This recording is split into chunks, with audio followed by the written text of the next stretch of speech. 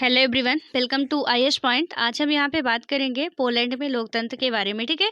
क्योंकि अभी हम चर्चा पूरा मतलब समकालीन लोकतंत्र के बारे में ही कर रहे हैं, पूरा विश्व के बारे में समझ रहे हैं कि वहाँ की लोकतांत्रिक व्यवस्थाएं कैसी थी। और इसमें मैंने कल आपको के लिए एक होमवर्क भी दिया था कि आपको बताना है कि दक्षिण अमेरिका में कुल कितने देश है, ठीक है। शायद मैंने बोला था कि 13 है, बट 13 नहीं है, 12 है। यहाँ पे जो एक फ्रेंच गुआना है, ठीक है। जो गुआना, जब आप एटलस खोलोगे वहाँ पे, अभी यदि आपके पास एटलस हो तो आप खोल के देखिए दक्षिण अमेरिका का जो मैप है, राजनीतिक मैप, तो वहाँ पे आपको दिया होगा। इधर साइड ये ब्राज़ील साइड है, यहाँ पे क्या है ऊपर साइड की फ्रेंच गुआना है, फिर सूरीनाम है, फिर गुआना है, ठीक है। तो ये जो फ्रेंच गुआना वाला पार्ट है वो फ्रांस के अंतर्गत आता है, ठीक है। क्योंकि जो दक्षिण अमेरिका के कुछ मतलब 3 ऐसे देश हैं जो कि किसी अदर कंट्री के उसमें आश्रय में है, ठीक है। जैसे कि यदि हम बात करें जिनमें से एक आता है हमारा ये फ्रेंच गुआना, जो है तो यहाँ पे लेकिन फ्रांस के आधिपत्य में है, तो इसको इसमें नहीं गिना जाता है, ठीक है। लेकिन आप जब मैप देखेंगे तो आपको वो यहीं पे दक्षिण अमेरिका में ही आपको दिखेगा। फ्रेंच गुआना इधर दिखेगा, इधर सूरीनाम दिखेगा, देन इधर आपको क्या दिखेगा, गुआना दिखेगा, ठीक है। तो इसमें कंफ्यूज नहीं होना है। और थैंक यू आप लोगों का, आप लोगों ने जब 12 बताया तब मैं थोड़ा कंफ्यूज थी, उसको मैंने क्लियर किया, ठीक है। और सोचा आपके साथ भी क्लियर कर दें तो बेहतर रहेगा। अब हम बात करेंगे पोलैंड में लोकतंत्र के बारे में। तो पोलैंड की यदि हम बात करें तो सबसे पहले तो हम हमारे लिए ये जानना इम्पोर्टेंट हो जाता है कि पोलैंड किस महाद्वीप का भाग है, ठीक है। तो ये आप लोग खुद से पता करेंगे। और अब जब हम स्टार्ट कर रहे हैं, ये जो चैप्टर चल रहे हैं, यहाँ पे एटलस की काफ़ी इम्पोर्टेंस बढ़ने वाली है, तो आप लोगों के पास हाथ में एटलस होना चाहिए, ठीक है। तो ये जो पोलैंड है आप देखेंगे ये यूरोप की एक कंट्री है। और यहाँ पे यदि हम बात करें जर्मनी के पास ये देश है, ठीक है। आप मैप में देखेंगे, जब यूरोप का आप राजनीतिक मैप खोलेंगे यानी पॉलिटिकल मैप जो होता है, उसमें आपको दिखेगा यहाँ पे जर्मनी, चेक जो प्राग चेक गणराज्य है, स्लोवाकिया है और बेलारूस है, लिथुआनिया है। तो इसके क्या है, बाल्टिक सागर के पास ये पोलैंड क्षेत्र पड़ता है। और किस महाद्वीप में है, तो ये हमारा है यूरोप महाद्वीप में, ठीक है। तो आपको ये याद रखना है कि इसके आसपास की कंट्रियां कौन कौन सी हैं और ये किस महाद्वीप में आता है। इसको आप लोग अपनी नोट्स में जहां भी लिख रहे हैं नोट कर लीजिए कि क्योंकि ऐसे में क्या होगा कि हमारा धीरे धीरे मैप भी कंप्लीट होता जाएगा। जो भी स्टेट या कंट्री आती जाएंगी, जो भी कॉन्टिनेंट आते जाएंगे, तो उनको हम साथ साथ करते जाएंगे ताकि हमारा जियोग्राफिकल पार्ट भी जो थोड़ा बहुत है वो भी कवर होता जाए, ठीक है। क्योंकि ये बहुत इंपॉर्टेंट होता है। और फैक्चुअल क्वेश्चन में कुछ ऐसे क्वेश्चन बन जाते हैं कि पोलैंड के आसपास कौन से सागर हैं या कि किस महाद्वीप में। जैसे यहाँ पे यदि हम बात करें पोलैंड, राइट, अब इसमें पूछ लिया गया कि बाल्टिक सागर से कौन कौन से देश सीमा साझा करते हैं। अब बाल्टिक सागर में हमको यदि पता होगा कि कौन कौन सी कंट्रियाँ सीमा साझा करती हैं, तो हम बता पाएंगे इजीली कि कौन कौन सी कंट्रियां इसमें आती हैं, ठीक है। लेकिन जब हमको मैप पता होगा, जब मैप को अच्छे तरीके से स्टडी करेंगे, तभी ये सारी बातें हमको समझ में आएंगी। तो आप लोगों के लिए आज का होमवर्क है कि गूगल से सर्च नहीं करना है आपको, ठीक है। बिल्कुल ईमानदारी से पहले आप एटलस पे वर्क करोगे। एटलस में आपको देखना है आपके पास जिसका भी हो, और वहाँ से आपको बताना है खुद से करके, गूगल से इस बार बिल्कुल हेल्प नहीं लेनी है। इसमें से आपको करना है कि बाल्टिक सागर जो है, तो इससे कौन कौन से देश हैं जो कि सीमा साझा करते हैं। ये यूरोप महाद्वीप में भी ही है, तो इसमें आपको बताना कि कौन कौन सी कंट्रियां ऐसी हैं जो कि इससे सीमा साझा करती हैं सीधे तौर पे, ठीक है। देन अब हम आते हैं अपने इसमें पोलैंड में कि मतलब पोलैंड में लोकतंत्र की क्या व्यवस्था थी, कैसे उसकी क्या स्थिति थी। तो इसमें बात की गई है कि आइए एक और घटना पर गौर करें जो 1980 में पोलैंड में घटी थी, ठीक है। यानी कि 1980 में ये पोलैंड की घटना घटी थी। उस समय क्या हुआ था कि पोलैंड पर जारू जेलेस्की के नेतृत्व में पोलिश यूनाइटेड वर्कर्स पार्टी का शासन था। देन उसके बाद हम बात करें तो यह उन साम्यवादी दलों में से एक था जो तब पूर्वी यूरोप के अनेक देशों पर शासन करते थे। ठीक है, ये क्या था? कम्युनिस्ट पार्टी था। आपको याद रखना है, समाजवादी पार्टी, साम्यवादी पार्टी क्या होता है? साम्यवादी पार्टी हमने आपको लिखवाया है और आप अपनी नोट्स खोलिए, वहाँ पे देखिए साम्यवादी पार्टी का मतलब क्या होता है। ठीक है, यानी साम्यवाद का मतलब क्या होता है। देन उसके बाद क्या है कि जो ये किस पार्टी से रहते थे, यानी कि जो जारू जेलास्की जी है, तो वो रहते थे कहाँ से? साम्यवादी दलों में से एक था और जो पूर्वी यूरोप के अनेक देशों पर शासन करते थे। ठीक है, तो मैप में हमको कई चीज़ें जाननी पड़ती हैं, जैसे आपको पहले कि ईस्ट, वेस्ट, नॉर्थ, साउथ। अब इधर की कंट्रियां कौन कौन सी हैं किसी भी महाद्वीप की, इधर की कंट्रियां कौन कौन सी हैं किसी भी महाद्वीप की, इधर दक्षिण की कौन सी हैं और पश्चिम की कौन सी है, वो बातें जानना होता। मध्य की कौन सी है, लैंड लॉक कंट्री कौन सी है, जैसे कि हम बात करें दक्षिण अमेरिका की। ठीक है, दक्षिण अमेरिका में क्वेश्चन पूछा भी गया है, और यदि यूपीएससी में नहीं तो यूपीपीसीएस या बिहार पीसीएस या एमपी पीसीएस में ऐसे क्वेश्चन पूछ लिए जाते हैं कि दक्षिण अमेरिका की कौन सी कंट्री जो है वो लैंड लॉक कंट्री है। ठीक है, तो अब यहाँ पे यदि हम बात करें तो उसमें एक बोलीविया नाम की कंट्री है। वो क्या है? चारों तरफ से वो कहीं जिसमें जो कि जल के साथ सीमा साझा नहीं करते हैं, पूरा स्थलीय सीमा लगती है उससे, उसे हम क्या कहते हैं कि ये लैंडलॉक कंट्री है। ठीक है, कि पूरा स्थलीय सीमा साझा करते हैं। तो वहाँ पे ऐसे भी बातें हमको देखना पड़ता है कि कौन से मतलब मध्य में है, कौन से पूरब में है, कौन पश्चिम में है, कितने देश उत्तर में है, कितने देश दक्षिण में है, किस समुद्र से लगते हैं, किस सागर से सीमा साझा करते हैं, कौन कौन से देश इनके साथ सीमा साझा करते हैं, वो सारी बातें हमको एटलस पे करना पड़ता है। ठीक है, रिवर कौन कौन सी कहाँ से निकलती हैं, क्योंकि क्वेश्चन ऐसे ही बनते हैं। इसलिए जब आप एटलस देखेंगे तो धीरे धीरे आपको आपके माइंड में वो सारी चीज़ें सेट हो जाती हैं। ठीक है, अब उसके बाद हम बात करें यदि यहाँ पे, तो इन देशों में किसी अन्य राजनीतिक दल को राजनीति में भाग लेने की अनुमति नहीं थी। यानी कि साम्यवादी पार्टी का मतलब ही था कि वो उनके वहाँ जो होता है, जहाँ भी साम्यवादी व्यवस्था चलती है, वहाँ किसी अन्य लोगों को कोई अनुमति देता ही नहीं है। ठीक है, लोग साम्यवादी शासन या दल के पदाधिकारियों का चुनाव अपनी इच्छा से नहीं कर सकते थे। नेताओं या पार्टी या सरकार के खिलाफ आवाज़ उठाने वालों को जेल में डाल दिया जाता था। यानी कि जो नेता होते थे या कि जो भी बहुत ज़्यादा लीडर बनते थे कि मतलब किसी के खिलाफ जो भी वहाँ का शासन नियम कानून चल रहा था उसके खिलाफ आवाज़ उठाते थे, तो उनको क्या किया जाता था? उनकी बात सुनने की बजाय उनको जेल में डाल दिया जाता था। ठीक है, पोलैंड की सरकार को एक बड़े साम्यवादी देश सोवियत संघ का समर्थन हासिल था। यानी कि जो सोवियत संघ है ये भी क्या है? एक साम्यवादी कंट्री है। जितने भी देश आ रहे हैं, ठीक है, इसको भी आपको बताना है। सोवियत संघ जो कि वर्तमान का रूस है, जो कि हमारा कहाँ पे है? तो एशिया महाद्वीप में है। यानी कि जितने भी ये आते हैं देश के नाम, उन सबको हमको सबसे पहले तो ये याद रखना किस महाद्वीप से है।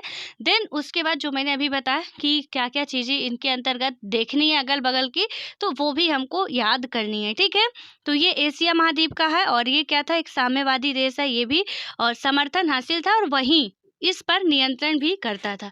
यानी कि सोवियत संघ ही क्या करता था? इस पर नियंत्रण करता था।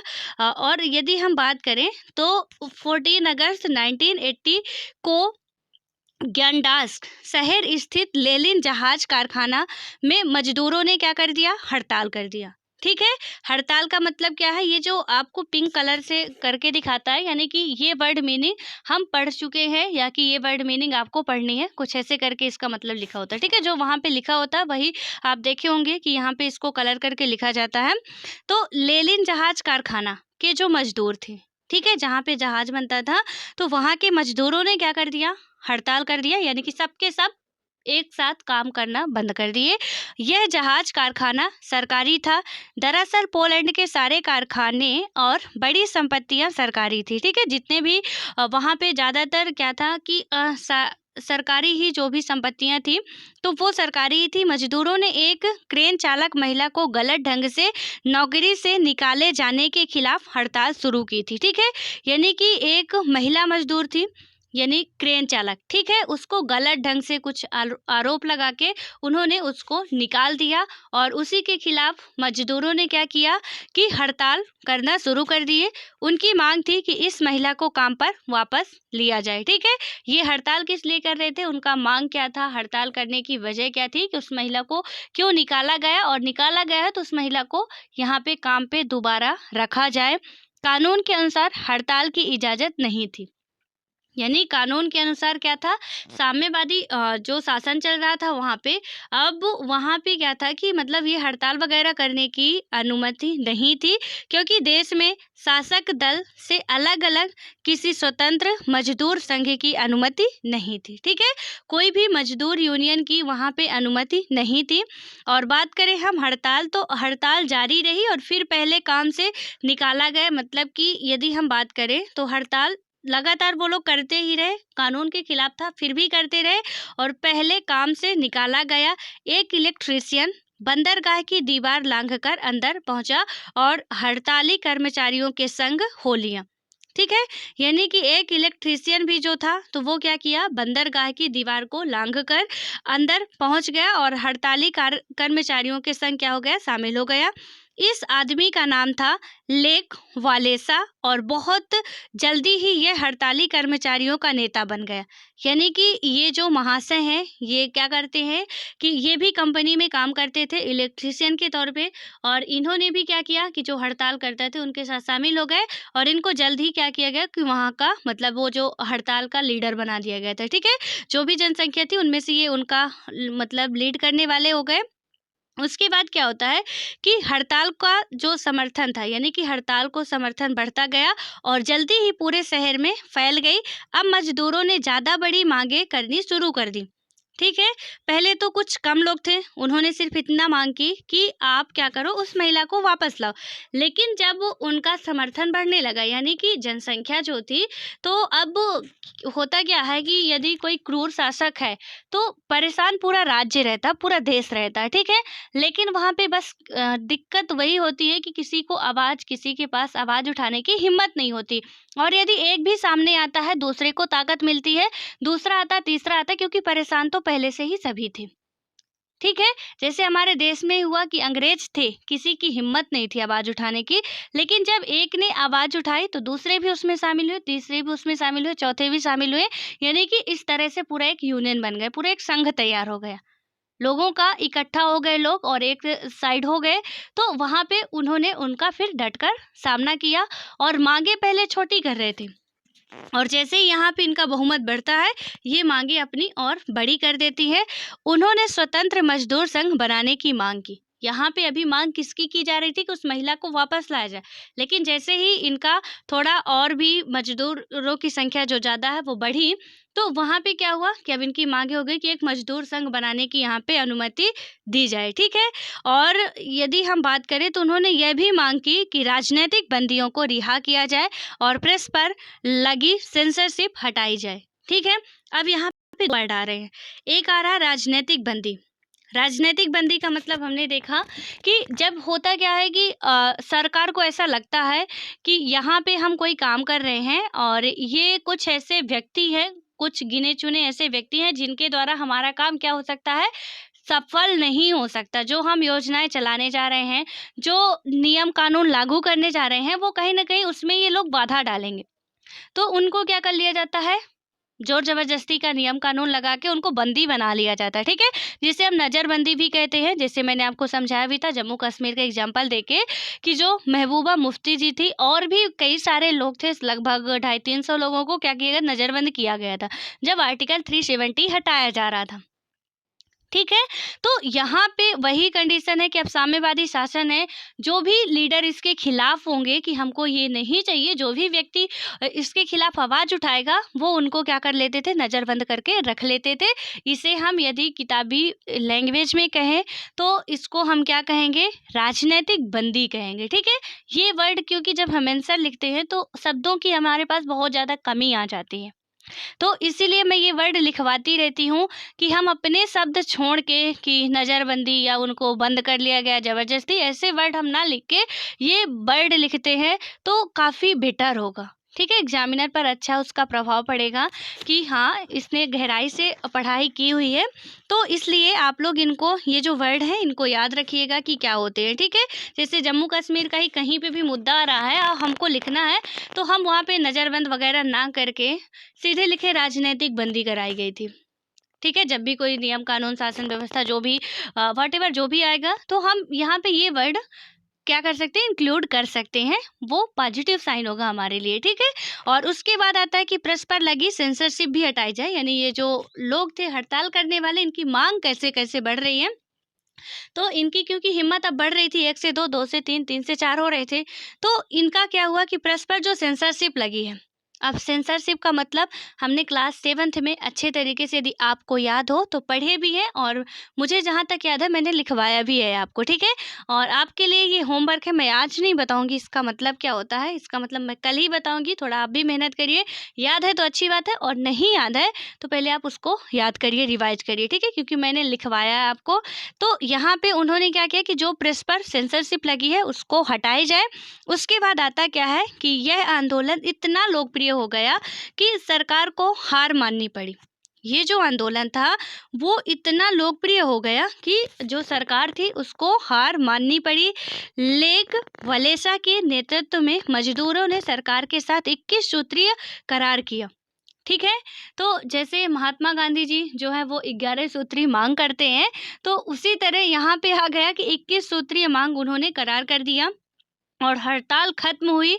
और ज्ञानडास्क संधि के बाद एक नया मजदूर संगठन यानी कि सोलिडरनोस्क, जिसे अंग्रेजी में सोलिडेरिटी कहते हैं, ठीक है। तो ये जो मजदूर यूनियन बना था, तो इसको आप लोग याद रखिएगा कि ज्ञानडास्क संधि के बाद, ये संधि आप लोग लिख लीजिए, अच्छा होगा, ठीक है।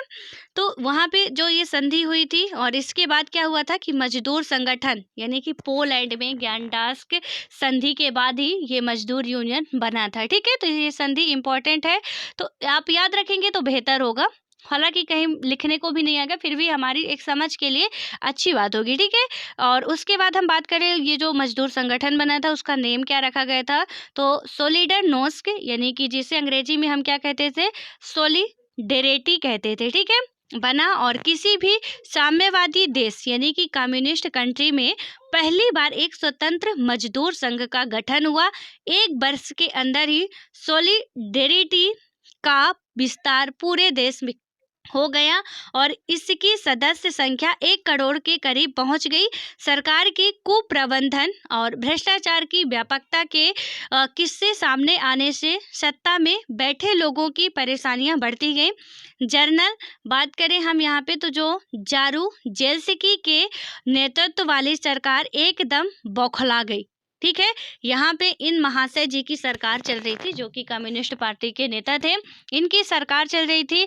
अब यहाँ पे जब हड़ताल ज़्यादा हुई, मतलब वहाँ पे पहले एक मांग की जा रही थी कि उस महिला को वापस लाया जाए, लेकिन यहाँ पे 21 सूत्रीय मांग रख दिया गया। 21 मांग उनके सामने रख दी गई कि आप इनको पूरा ही करोगे, नहीं तो हम हड़ताल बंद करने वाले नहीं हैं, ठीक है।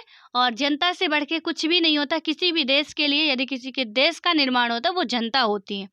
जिस देश में जनता ही नहीं वो देश का है का, ठीक है। वो तो सीधे बस ऐसे ही है, एक रेगिस्तानी क्षेत्र है उसको छोड़ दो, क्योंकि जहाँ पे जनता ही नहीं वो देश कहाँ है। तो इसलिए जनता से ही देश बनता है और जनता की बात तो माननी ही पड़ेगी। यदि जनता नहीं होगी तो आप नेता किसके होगे। तो वहाँ पे अब उनको क्या करना पड़ा, घुटने टेकने पड़े, वो बौखलाई हुई थी। उसने क्या किया कि दिसंबर 1981 में, ये अभी हम 1980 की घटना पढ़ रहे थे, अब आते कि 1981 में मार्शल लॉ घोषित कर दिया और सोलिडेरिटी के हजारों सदस्यों को जेल में डाल दिया गया, ठीक है। अब उन्होंने क्या किया कि 1981 में मार्शल लॉ घोषित कर दिया। ये मार्शल लॉ जो वर्ड है इसको भी हम लोग लिख चुके हैं, ठीक है। तो इसमें वो घोषित कर देते हैं और उसके बाद क्या होता है, जिसमें पूरा आर्मी का शासन आ जाता है और यहाँ पे जेल में डाल दिया गया और संगठन बनाने, विरोध करने और अभिव्यक्ति की आज़ादी फिर से छीन ली गई। ये जितने भी वर्ड हैं इनकी मीनिंग आप लोग बिल्कुल बहुत ही अच्छे तरीके से रट लीजिए, बहुत काम के वर्ड है, तो इनको बिल्कुल भी मिस नहीं करना है, ठीक है? और यदि आपको ऐसा लग रहा हो कि ये मैडम फालतू में बकबका रही है, तो बिल्कुल मान लीजिए कि बकबका रही है, लेकिन इसको आप लोग याद कर लीजिए, बहुत अच्छा होगा आपके लिए, क्योंकि जब भी कोई बोलेगा मार्शल लॉ, तो आपको गूगल पे सर्च नहीं करना पड़ेगा, मार्शल लॉ क्या होता है? सीधे आपको पता चल जाएगा कि हाँ, मार्शल लॉ ये होता है, ठीक है? उसके बाद आता है कि यदि हम बात करें यहाँ पे तो क्या कर दिया गया, जेल में डाल दिया गया था। गठबंधन बनाने वाले विरोध करने और अभिव्यक्ति की आज़ादी फिर से छीन ली गई। मार्शल लॉ लाए और फिर से इनकी सबकी आज़ादी, मतलब गठबंधन बनाना, विरोध करना, तो अभी अपनी आवाज़ को उठाना, ये सब की आज़ादी क्या कर दी गई, फिर से छीन ली गई मार्शल लॉ के तहत, ठीक है? होता क्या है कि 1988 में सोलिडेरिटी ने फिर से हड़तालें करवाई और लेक वलेसा ने इसकी अगुवाई की। इस समय पोलैंड की सरकार पहले से कमजोर थी।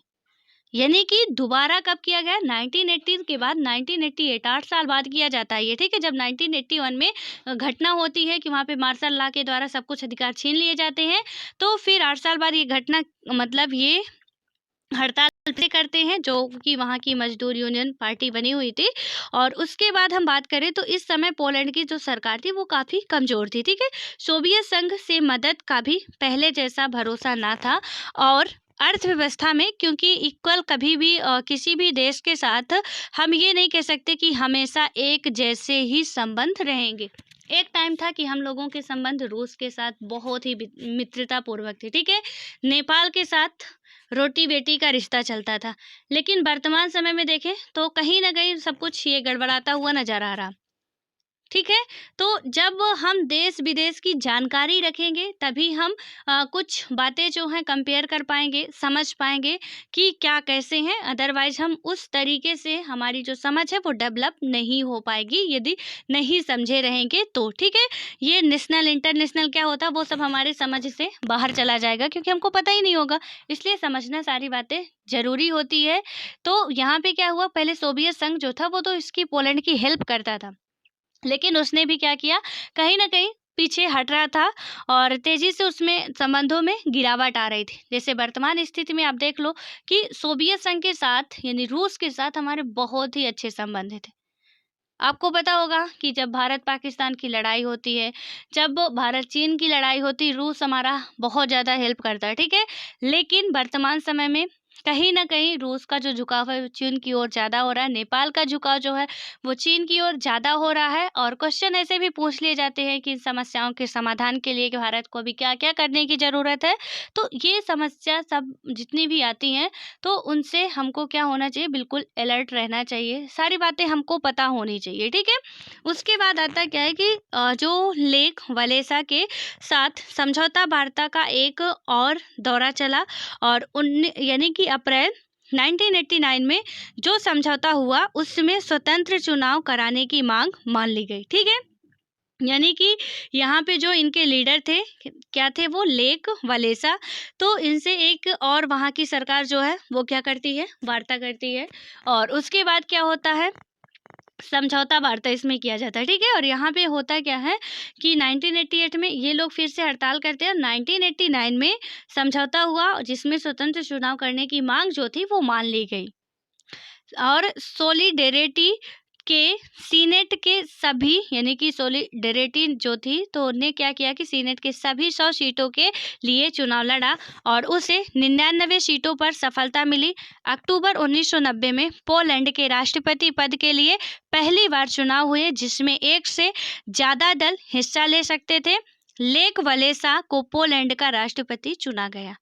यानी कि यहाँ पे क्या हुआ, जो लेक वलेसा वहाँ के लीडर थे उनको राष्ट्रपति चुना गया। 1990 में पोलैंड के राष्ट्रपति पद के लिए पहली बार चुनाव हुआ था, ठीक है? ये बात आप नोट करना कि 1990 में पोलैंड के राष्ट्रपति पद के लिए जो था चुनाव हुआ था, क्योंकि पहले साम्यवादी पार्टी चलती थी जिसमें उनकी ही मर्जी का जो वो एक ही पार्टी थी, चुनाव क्या होना, वही तो जीतेंगे, ठीक है? तो वो यहाँ पे इनका पूरा चुनाव हुआ, जैसे चुनाव की प्रोसेस होती है। और ये कब हुआ, 1990 में हुआ और कड़े संघर्षों के बाद हुआ, ठीक है?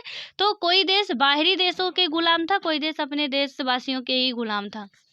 तो यहाँ पे ये घटना होती है और इनको फिर क्या किया जाता है, फाइनली राष्ट्रपति चुना जाता है। देन उसके बाद अब हम बात करें तो यहाँ पे जो खुद करें खुद लिखा हुआ, जो मैंने आपको पहले ही बता दिया है कि आपको करना क्या है, ठीक है। यानी कि नक्शे में आपको पोलैंड ढूंढना है, चारों तरफ के स्थित देशों के नाम जो भी लिखे हुए हैं वगैरह वगैरह सब कुछ देखना है। और पोलैंड ही नहीं, जितने भी हमारी यहाँ की कंट्रियाँ आएंगी उन सभी को देखना, रूस को भी देखना। आपको पता होगा कि रूस जो सोवियत संघ है, एशिया महाद्वीप का सबसे बड़ा देश है, तो इसका क्षेत्रफल वगैरह जितना भी है वो भी आपको कौन कौन से देश सीमा साझा करते हैं तो ये भी देखना है, ठीक है। उसके बाद आता है हमारा, यदि हम बात करें तो लोकतंत्र की दो विशेषताएं, ठीक है। अब लोकतंत्र की दो विशेषताएं क्या है, तो इनके बारे में यदि हम बात करें तो हमने दो तरह के सच्चे किस्सों को पढ़ा है, ये बिल्कुल राइट किस्से, कोई बनावटी बात नहीं है। तो यहाँ पे वही बताया कि दो तरह के सच्चे किस्सों को पढ़ा। चिले का मामला, आएंदे की लोकतांत्रिक सरकार को हटाकर पिनोसे की अलोकतांत्रिक सैनिक सरकार के कब्जे और फिर से लोकतंत्र की वापसी का है, ठीक है। जैसे वर्तमान समय में पाकिस्तान में बात करें तो सेना की ही सरकार कहीं ना कहीं चलती है, ठीक है। तो यहाँ पे जो पोलैंड में हुआ, पहले लोकतांत्रिक थी, उसके बाद अलोकतांत्रिक आती है। ये घटना हमने अच्छे तरीके से समझा है, कल सारा का सारा टाइम इसको ही डिबेट करने में गया था। उसके बाद आता है हमारा फिर से लोकतंत्र की वापसी हुई, ठीक है। बाद में क्या हुआ, लोकतंत्र की वापसी हो गई थी। पोलैंड में हमने एक अलोकतांत्रिक सरकार की जगह लोकतांत्रिक सरकार के आने का किस्सा पढ़ा। यानी कि पहले अलोकतांत्रिक सरकार थी, उसके बाद क्या होती है, जनता के कड़े संघर्षों के बाद वहाँ पे क्या होता है कि लोकतांत्रिक सरकार के आने का जो किस्सा था वो हम लोग डिटेल से समझे हैं। अब हम बात करें तो अब इन दोनों मामलों में आई दो, ठीक है। यानी कि जो आई दो अलोकतांत्रिक सरकारों की तुलना करें तो चिले के पिनोसे शासन और पोलैंड के साम्यवादी शासन में काफ़ी अंतर है। यानी चिले में जो शासन था उसने किस तरीके से शासन किया वो हम देखें। उसके बाद यहाँ पे साम्यवादी जो शासन था, इन दोनों में ही काफ़ी डिफरेंस है, ठीक है। चिले में सैनिक तानाशाह का राज था, चिले में क्या था, सैनिक तानाशाह का राज था, जबकि पोलैंड में एक पार्टी का राज था, ठीक है। यहाँ पे सैनिक तानाशाह का राज था, यहाँ पे एक पार्टी का राज था। और पोलैंड की सरकार का दावा था कि वह मजदूर वर्ग की ओर से शासन चला रहा है। पिनोसे ने ऐसा कोई दावा नहीं किया और खुलेआम बड़े पूंजीपतियों को लाभ पहुंचाया। इन असमानताओं के बावजूद दोनों में कुछ समानताएं भी हैं, ठीक है। यानी कि यहाँ पे हमने असमानता का देखा कि सबसे पहले तो वो एक राजनीतिक पार्टी के रूप में था, वो एक तानाशाह के सैनिक यानी तानाशाह था, ठीक है, जो कहाँ का था, चिले का था। देन उसके बाद पोलैंड का। अभी हम अलग अलग कॉन्टिनेंट की बात कर रहे हैं, ऐसा नहीं कि अलग अलग देश की, अलग अलग महाद्वीप की। हमने देखा पहले दक्षिण अमेरिका का, दक्षिण अमेरिका में जो चिले देश है। उसके बाद हमने यूरोप की बात की, यूरोप का जो पोलैंड है वहाँ की हमने बात की। यहाँ पे दोनों में ही क्या है कि कुछ असमानताएं तो है लेकिन कुछ समानताएं भी है। उसके बाद हम देखें कि हमने देखा, ये भी देखा था चिले में क्या हुआ था कि जब लोकतांत्रिक सरकार पुनः स्थापित होती है, उनकी बेटी जो राष्ट्रपति बनाई जाती है, तो वहाँ पे जब जांच बैठाई जाती है, जांच समिति बैठाई जाती है कि इन जो भी 17-18 सालों में जो हुआ तो क्या क्या हुआ, तो वहाँ पे काफ़ी ज़्यादा मामले जो भ्रष्टाचार वगैरह के आ रहे थे, ठीक है, क्योंकि पूंजीपतियों को ही उन्होंने जो तानाशाही थे वो लाभ पहुंचा रहे थे। उसके बाद समानताएं क्या क्या थी, तो समानताओं की यदि हम बात करें, यहाँ पे लोग अपने शासकों का चुनाव या उनमें बदलाव नहीं कर सकते थे सॉरी। तो यहाँ पे क्या हुआ कि जो लोग थे दोनों ही देश के, वो क्या कर सकते थे, अपने शासकों का ना तो चुन सकते थे और ना ही बदलाव कर सकते थे। चाहे वो साम्यवादी पार्टी की हम बात करें यानी कि पोलैंड की, चाहे चिले की बात करें तानाशाह की, वहाँ पे दोनों में ही था, क्योंकि चिले में भी 17 साल तक उन्होंने राज किया था, ठीक है। तो यहाँ पे दोनों की समानताओं की बात करें तो दोनों में एक ही था, पार्टियां सब कुछ स्थितियां थोड़ा अलग थी लेकिन काम वही किया जा रहा था। उसके बाद था कि किसी को अपने विचार व्यक्त करने, संगठन बनाने, विरोध करने और राजनीतिक गतिविधियों में हिस्सा लेने का वास्तविक आज़ादी नहीं थी, तो ये दोनों ही सरकारों में थी। चिले में भी थी और पोलैंड में भी थी, जब क्या थे, अलोकतांत्रिक देश के रूप में थे वो। यानी कि जब वहाँ पे सैनिक तानाशाह चल रहा था चिले में, और यहाँ पे हम बात करें पोलैंड में, तो पोलैंड में साम्यवादी जब शासन चल रहा था, तो दोनों ही कंडीशन में ये था, ठीक है। उसके बाद अब आता है हमारा कि इसी प्रकार जिन 3 लोकतांत्रिक सरकारों यानी कि आएंदे की चिले सरकार, वालेसा की पोलिश सरकार, और यहाँ पे हम बात करें मिशेल की चिले सरकार का जिक्र ऊपर हुआ है, उनका भी आर्थिक और सामाजिक मामलों के प्रति नजरिया एक जैसा नहीं रहा। यानी कि ये तो अलोकतांत्रिक देशों की समानता असमानता की हमने बात की कि क्या क्या समानताएं थी, क्या क्या असमानताएं थी, और एक एक बार आप खुद से पढ़ेंगे तो और डिटेल से आपको समझ में आएगा, ठीक है। तो यहाँ पे अब हम बात करें कि हमने देखा था कि जो वहाँ पे पहले चिले की बात करें तो आएंदे जी जो थे, पहले एक लोकतांत्रिक देश ही था, वहाँ पे वो राष्ट्रपति थे, ठीक है। बम के द्वारा बाद में उड़ाया गया था सेनाओं के द्वारा, और उसके बाद लोकतांत्रिक सरकार आई थी, यानी सैनिक तानाशाह आया था। फिर उनकी बेटी जो बनती है, यानी कि बेटी का नाम बात करें तो मिशेल, ठीक है। तो जो वो चिले की सरकार उनकी आती है, मतलब क्या होता है कि पहले तख्ता पलट होता है, तख्ता फिर इनका पलटता है, फिर इसकी लोकतांत्रिक सरकार आती है, वापस लोकतंत्र आता है। वैसे ही हम बात करें वालेसा की, कि जो पोलैंड की सरकार थी वहाँ पे आती है, ठीक है। तो इन तीनों का ही नज़रिया, तीनों की ही सामाजिक आर्थिक स्थिति कहीं न कहीं और जो भी थी वो अलग-अलग थी, ठीक है। उसके बाद अब देखते हैं क्या-क्या थी। तो आएंदे ने अर्थव्यवस्था को नियंत्रित और निर्देशित ढंग से चलाना पसंद किया। जो आएंदे यानी कि चिले के राष्ट्रपति महोदय थे, तो जो पहले लोकतांत्रिक सरकार थी उनके राष्ट्रपति महोदय थे, ठीक है। तो वहाँ पे जो उनकी अर्थव्यवस्था को नियंत्रण और निर्देशित ढंग से चलाना उन्होंने क्या किया, पसंद किया। जबकि वालेसा चाहते थे कि बाजार सरकारी दखल से मुक्त हो, यानी ये नियंत्रण में रख के सब कुछ चला रहे थे, ठीक है। वालेसा पोलैंड की हम बात कर रहे हैं, कंपेयर कर रहे हैं, इसको अच्छे तरीके से आप दिमाग में रखिएगा कि बस नाम नहीं, आपको जो शुरू से पढ़े हैं वो सुन के चलना है, यहाँ का आज का नाम सुन के नहीं चलना, वालेसा और ये आएंदे, ठीक है। तो इन्होंने क्या किया कि ये बाजार सरकारी दखल से मुक्त करना चाहते थे, यानी इनका जो भी मार्केट है वो चाहते थे कि हम सरकार का दखल बिल्कुल भी ना, वो स्वतंत्र रूप से अपना वर्क करे। मिशेल इस मामले में कुछ मध्यम वर्गीय मतलब मध्यम मार्गी रास्ता अपनाने वाली है। फिर भी इन तीनों सरकारों की कुछ विशेषताएं समान थी। यहाँ लोगों द्वारा चुनी गई सरकारें ही क्या होती थी कि शासन चला रही थी, बिना चुने हुए नेता या बाहर से संचालित शक्तियां या फौज शासन नहीं चला रही थी। यानी कि यहाँ क्या होता था कि कुछ समानताएं जो थी तीनों की, हमने आर्थिक और सामाजिक रूप से जो असमानताएं देखी, पहले अलोकतांत्रिक देश की देखी, उसके बाद लोकतांत्रिक देश की देखी। तो यहाँ पे हमने क्या देखा कि तीनों में कुछ मतलब कि इनका जो आर्थिक व्यवस्था था वो अलग अलग तरीके से था, ठीक है।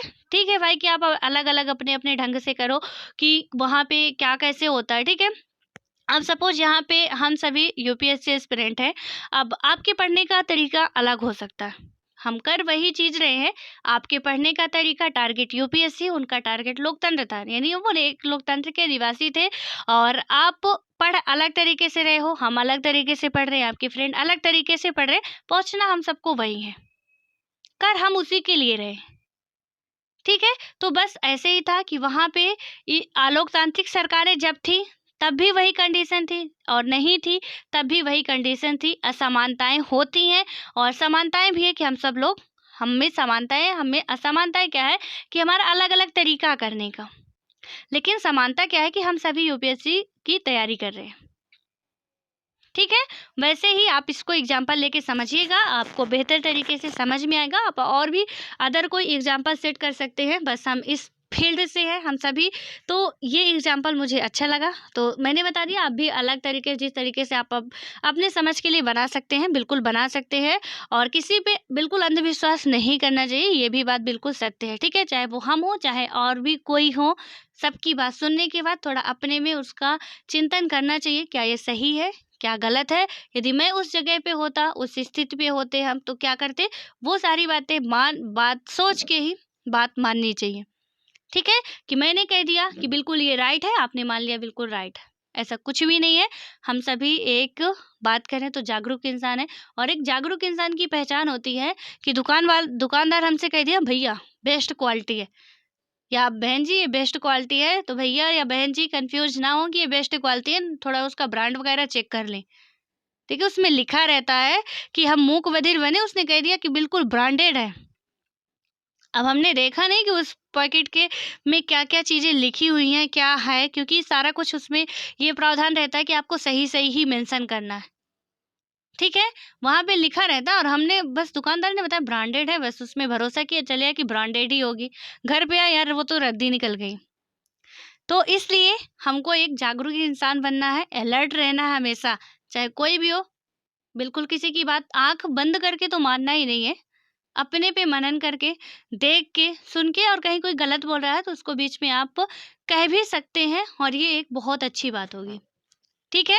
हम ही कभी गलत बता रहे हैं तो बिल्कुल आप कमेंट बॉक्स में कमेंट कर सकते हैं, ताकि मुझे भी यदि कहीं गलत हूँ तो वो सीखने को मिल जाएगा। जैसे मैंने कल आपको बताया मैं 13 कंट्री बता रही थी, लेकिन क्योंकि वहाँ पे आप मैप में देखोगे तो कुछ ऐसा ही दिया है, ठीक है? मैंने उसको पूरा एक्सप्लेन नहीं किया था, पूरा अच्छे तरीके से मैंने उसको पढ़ा नहीं था, इसलिए मेरे को कन्फ्यूज़न हो गया उसमें।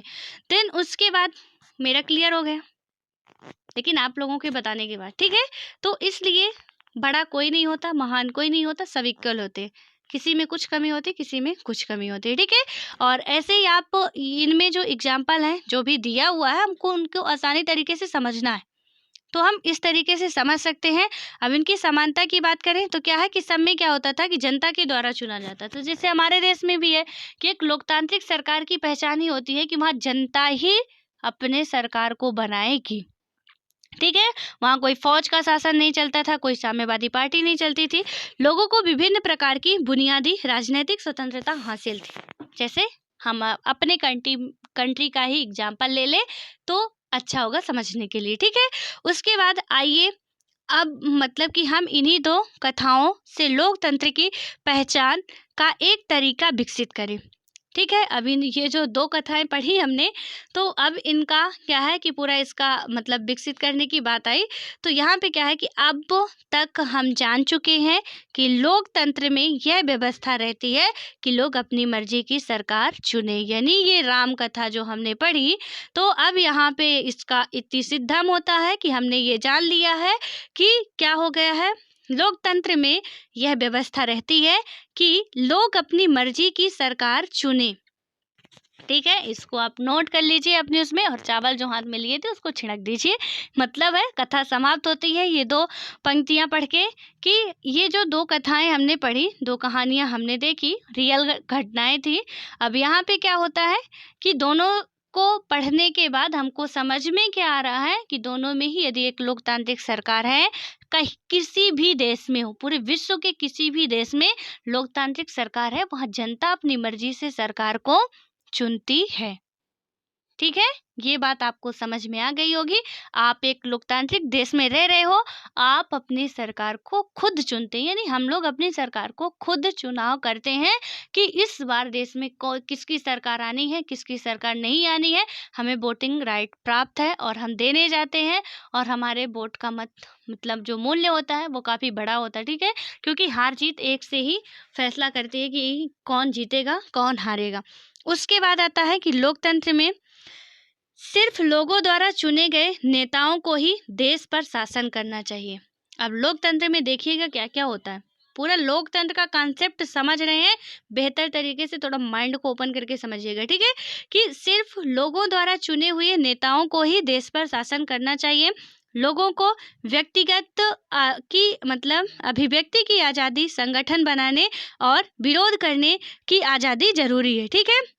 यानी लोगों को क्या बात की गई कि लोग ही नेताओं को चुन सकते हैं, लोगों को अभिव्यक्ति मतलब अपनी बातों को रखने की आज़ादी, संगठन बनाने की आज़ादी, विरोध करने की आज़ादी ज़रूरी है। अब ये आप लोगों के लिए क्वेश्चन है, बहुत मज़ेदार क्वेश्चन है, यहाँ से मेरे दिमाग में आ गया तो पूछ ही लेती हूँ, ठीक है? यहाँ पे आप देख रहे हो कि लोगों को अभिव्यक्ति की आज़ादी, समझिएगा मैं क्या पूछने वाली हूँ, ठीक है। अभिव्यक्ति की आज़ादी, संगठन बनाने और विरोध करने की आज़ादी ज़रूरी है। अब आपको ये बताना है कि ये बातें हमारे किस आर्टिकल में आती है। हमारा जो फंडामेंटल राइट है आपको बिल्कुल बखूबी पता होगा, और मैं इसको करा चुकी हूँ, ठीक है। और यदि जो भी दिव्य एजुकेशन में वहाँ पे आपने यदि अच्छे तरीके से देखे होंगे, तो मैं वहाँ पे और डिटेल से करा चुकी हूँ। हालाँकि कुछ टाइम से उसमें वीडियोज़ नहीं आ रहे हैं, लेकिन ये आर्टिकल वाला मैं फिनिश कर चुकी हूँ, ठीक है वहाँ पे। तो आपको बताना है, और इसको हम समझा भी चुके हैं कि किस आर्टिकल के अंतर्गत ये बातें हमारे संविधान में कही गई हैं, क्योंकि कोई भी लोकतांत्रिक देश हो, उसकी ये विशेषताएँ होती हैं। तो ये आपको बताना है कि अभिव्यक्ति की आज़ादी, संगठन बनाने की आज़ादी, और हम बात करें विरोध करने की आज़ादी, विरोध प्रदर्शन जो भी होता है, ये हमारे मौलिक अधिकार में शामिल है। किस आर्टिकल में है, प्लीज़ आप लोग इसको ज़रूर बताइएगा, ठीक है। और यहाँ पे आपको सबसे पहले आपको पता है क्या बताना है? थोड़ा मैं सीधा क्वेश्चन तो पूछती नहीं, आपको पता है, ठीक है।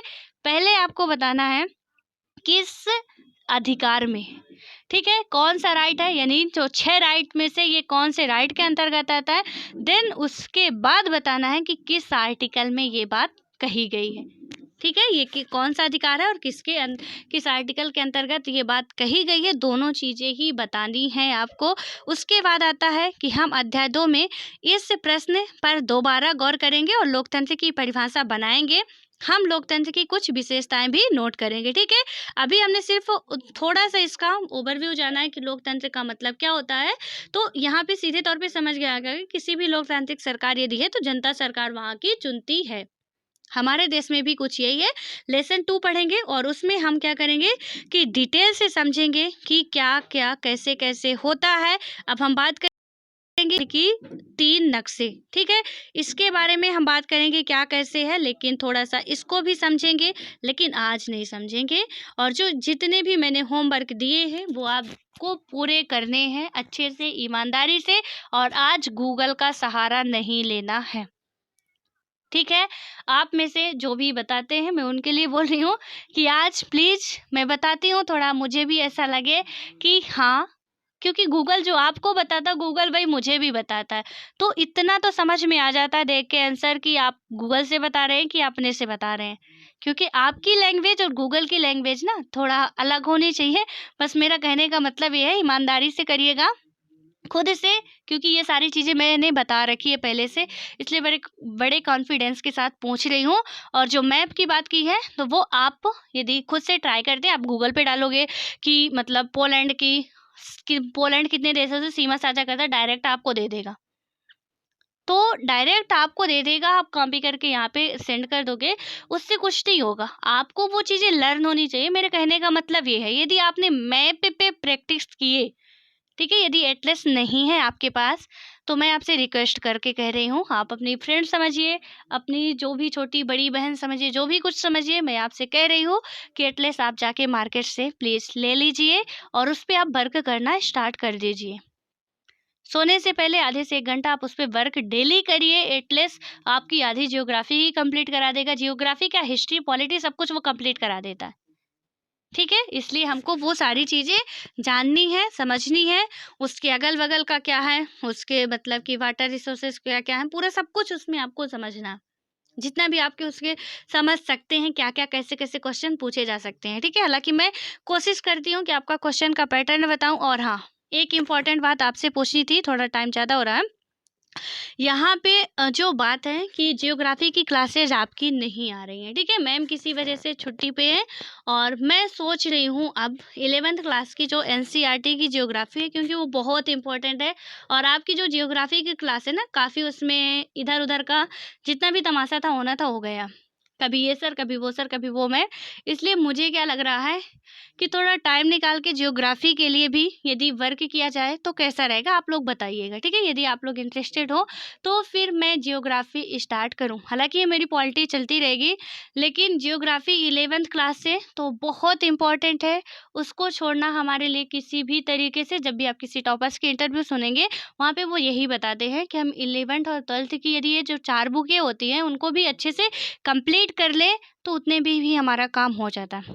इसलिए विथ मेंस के क्वेश्चन सहित यदि हम उसको करें तो कैसा रहेगा, ठीक है? आप लोग बताइएगा यदि आप लोगों को इंटरेस्टेड हो तो, क्योंकि मैं उस पे सोच रही हूँ कि अब लाया जाए, देर करना बहुत अच्छी बात नहीं होगी, ठीक है? सो आप लोगों का थोड़ा-सा समर्थन चाहिए कि क्या सहमत हैं या नहीं है? जन्म संग्रह हो रहा है, सो बताइएगा ज़रूर, ठीक है? ऑल द बेस्ट, अब मिलते हैं।